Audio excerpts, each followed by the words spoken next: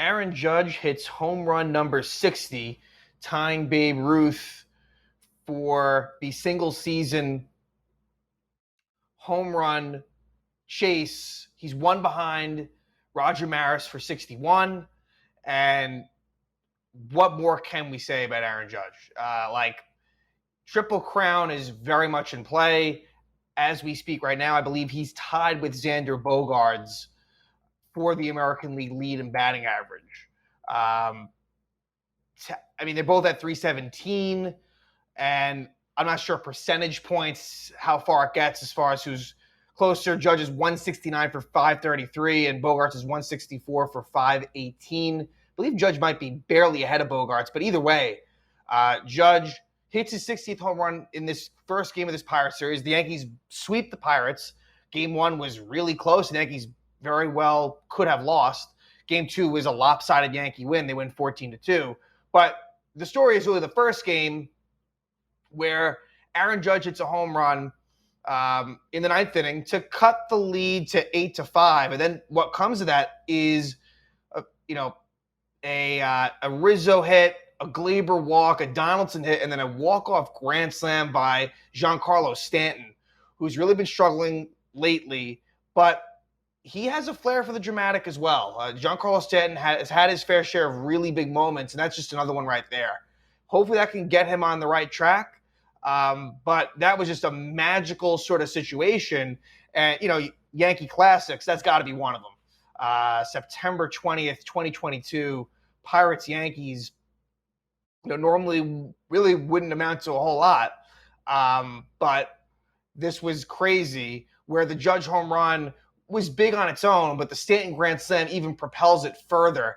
And then the Yankees absolutely dominate the Pirates. They win 14-2 in the second game, and the headliners in that one were Gleyber Torres and Oswaldo Cabrera, really with big-time games. Gleyber hitting 2 home runs in 1 inning, Oswaldo hitting a grand slam. Harrison Bader makes his Yankee debut and does a good job in the first 2 games. 3 separate RBI hits. So Bader makes his debut. Luis Severino returns and looks really good. So a lot of good stuff. Some bad stuff too. The bullpen, I think, is a problem. I've been saying this, definite problem. On the bright side, Scott Efros will return tomorrow. Greg Weissert will be sent down. Of note, transaction-wise, to get Severino on the roster, the Yankees did send down Miguel Andujar. And trying to think, so now things start to kind of form a little bit further, but there's more moves to be had. And so we'll see what those are. But for now, Weissert down, Efros in. And Scott Efros, before he got hurt, he was kind of, the top of the pecking order. And with the way the bullpen's looking right now, he might get a legitimate shot to have a really key role in that pen.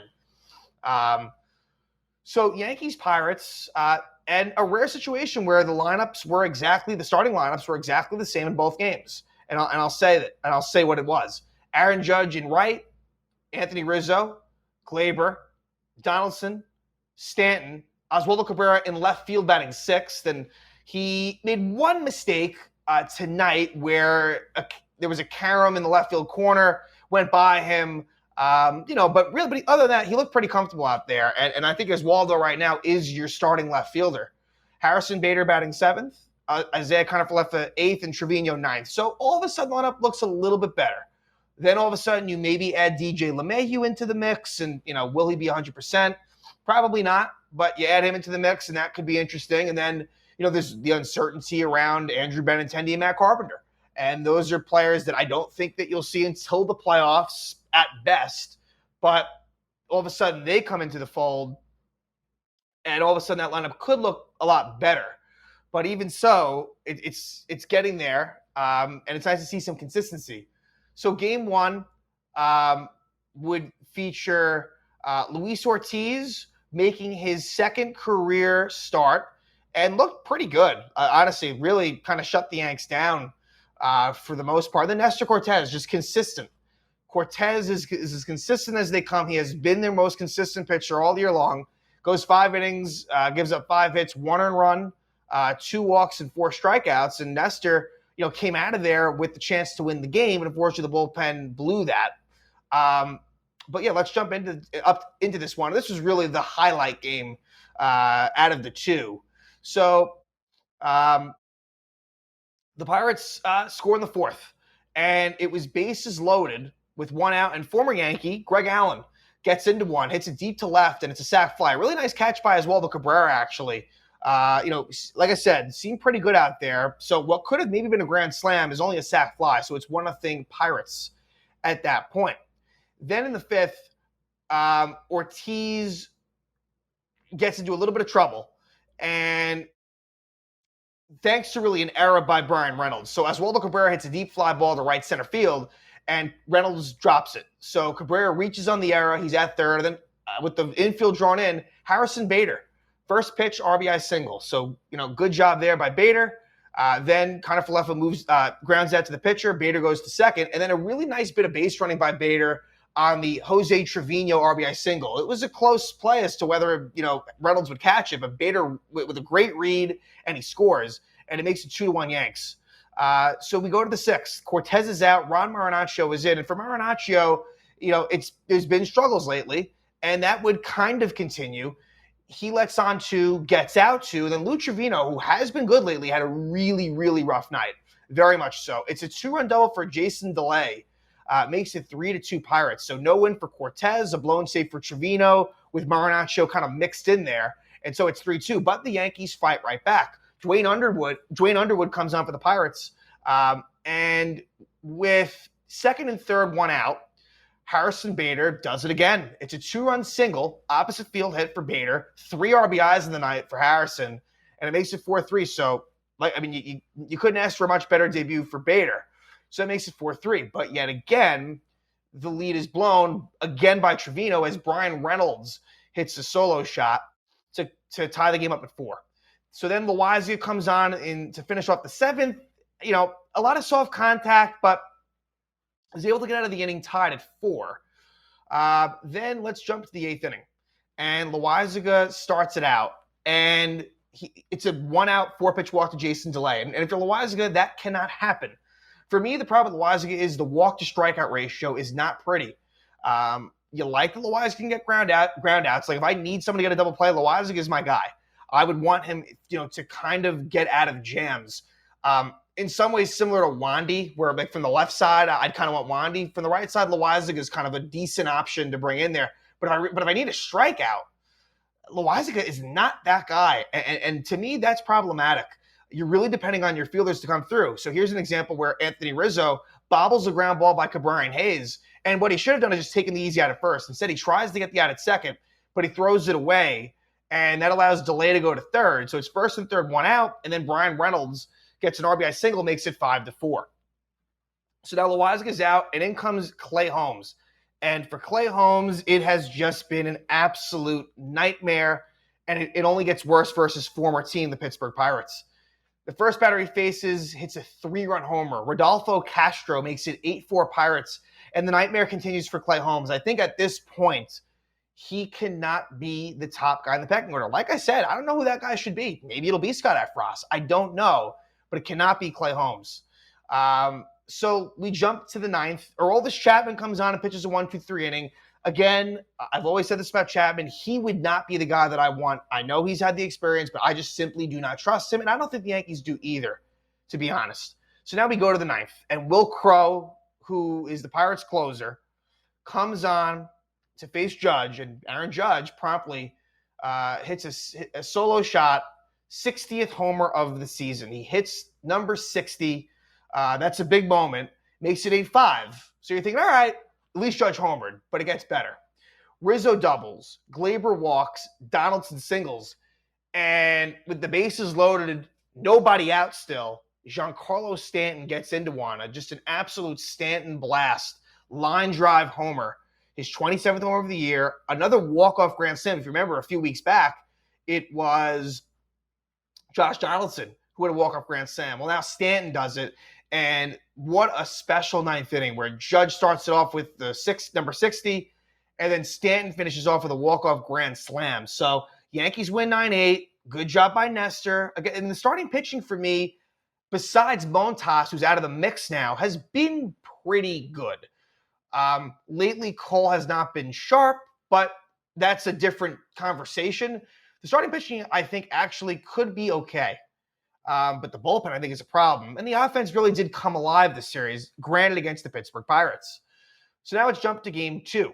And the Yankees going for the 2-game sweep. They would get it. And this would be a relatively easy win for the Yankees. And the pitcher for the Pirates would be Roansy Contreras, who was part of the Jameson Taillon trade. And he's got good stuff. It was a rough night for Contreras, but he got 10 strikeouts in 4 2/3 innings. So you see the potential. That's impressive. 10 Ks in 4 2/3 innings. And then also Miguel Yajure, who was also in the Taillon deal, who actually spent time with the Yankees in 2020 and actually pitched well in a very brief time with the Yanks. Actually did a pretty good job, but with the Pirates, it's been really bad the last couple of seasons. He really struggled for them. But, the Yankees win at 14-2. And in the first inning, Judge starts it off with a double, which is good for the Triple Crown race. Starts it off with a double. Eventually, we get to Oswaldo Cabrera with the bases loaded and 2 out, and he hits his first career grand slam, his third homer of the season. And Cabrera, he's finding it at the plate, and it's good to see. He makes it 4-0 Yanks. So we go to the 4th, and Severino gets into a little bit of trouble. And Brian Hayes ends up with a sac fly. Makes it 4-1. Then in the 5th, with Contreras still on the mound, you get an Aaron Judge grand roll double with 1 out. Then with 2 out, a Gleyber Torres RBI single, and then a Josh Donaldson RBI double. Makes it 6-1 Yankees, and they pull Contreras at that point. Then in the 6th, Lucas Licky comes on, and he would give up a run. Brian Hayes with an RBI single, but nothing more. Could have been worse, and it stays 6-2 at that point. Then Licky comes on and pitches a 1-2-3 7th inning, and then we move to the 8th. And in the 8th, Licky, a leadoff hit by pitch to O'Neal Cruz. You don't want to do that. But Marinaccio comes on, and Marinaccio looked as good as he has in a while. Reynolds grounds out, Castro strikeout, Gamble strikeout. So it stays 6-2. So good job by Marinaccio there. Then in the 8th, the Yankees explode to the point where Judge ends up batting again. When he struck out in the 7th, grounded out in the 7th, it was thought that'd be his last at bat, but it wasn't. Gleyber Torres homers to start the inning, but that wouldn't be his last home run in the inning, his 22nd homer of the year. Eventually, you get a RBI double by Oswaldo Cabrera, makes it 8-2. Then they bring on the lefty Eric Stout to replace Yajure. And Harrison Bader with a 2-run double makes it 10-2. An RBI double by Jose Trevino makes it 11-2. And then Aaron Judge, he walks. It's a 4-pitch walk. Unfortunately, Stout didn't give him anything good to hit. The fans were upset, but it is what it is. And then Gleyber Torres homers again in the inning. His 23rd homer of the season, a 3-run shot, makes it 14-2. And then in the 9th, Greg Weissert, who would be sent in into the game, does pitch a scoreless 9th inning. So the Yankees win at 14-2. In this game, Gleyber Torres 3 for 4 with 5 RBIs. And Oswaldo Cabrera 2 for 4 with 5 RBIs. So they really were the stars of this game. But the Yankees improved to 90 and 58, and now they are 7 ahead on the loss side of the Blue Jays. Like, it's looking pretty good. They're 6.5 up on Toronto. Things would have to really go terribly wrong. And the only reason why there's any bit of discussion on my part is the fact that there's those 3 games at Toronto. Otherwise, I think, and even still, like, if the Yankees win one of those 3 games, they're in the clear. The only way that things get interesting is if they get swept. So you had the Blue Jays playing a 4-game set at the Rays, which will not be easy. Those teams are jockeying primarily for the number 1 spot within the wild card team. So it's the number 4 seed, so they can be home in the wild card round. For the Yankees, it's a 4-game set home against the Red Sox. It'll be Michael Wacha versus Jameson Taillon, and Michael Wacha has been very good this year. He's 11-1. It's been a really nice sort of bounce back season for Wacha. He really had struggled in recent years, but he's kind of found it. So that won't be that easy. And Aaron Judge has really bad numbers off of Wacha, 0 for 14 lifetime. And it'll be against Jameson Taillon, who's coming off of a rough, somewhat of a rough out against the Brewers. Game 2 will be Rich Hill against Garrett Cole. So the veteran Hill, been an up and down year for him. this could be a decent matchup for Judge against Garrett Cole, who has definitely had his struggles lately. He's given up a lot of home runs, but I think whereas he's not very good at Fenway, there's been some more success for Cole at home. Definitely, better at home for Garrett Cole, so hopefully that continues there. Game 3, we'll see Nick Pavetta versus Domingo Armani. The Yankees have seen a lot of Pavetta this year. Mixed results, I guess, but for Pavetta, that's another matchup where Judge has really feasted in 11 at-bats, 5 hits, and 2 of those are homers against Domingo Germán, who's now back in the rotation now that Montas, and I should have mentioned that, Frankie Montas officially on the IL, and Harrison Bader took that roster spot. So Montas, we'll see when he's back, but, he was terrible, so it really doesn't matter to me. And then to finish it off, Sunday Night Baseball, Brayan Bello, who the Yankees saw at Fenway versus Nestor Cortez. So, look, for the Yankees, the story is about Aaron Judge, right? For the Yankees, you want to continue to win, but the story is Aaron Judge. Hopefully he can tie and break the record against the Red Sox at Yankee Stadium before they go to Toronto. Like, for the fans, he's got 4 games to do it. I think that by the end of the series, I think that he will have at least 62 home runs. Well, I guess I should say this. Definitely at least tying it. And I feel pretty good that he will reach 62 in this 4-game set. So, again, Aaron Judge hits number 60. Yankees sweep the 2-game set against the Pittsburgh Pirates, and now the Boston Red Sox come to town for a 4-game series.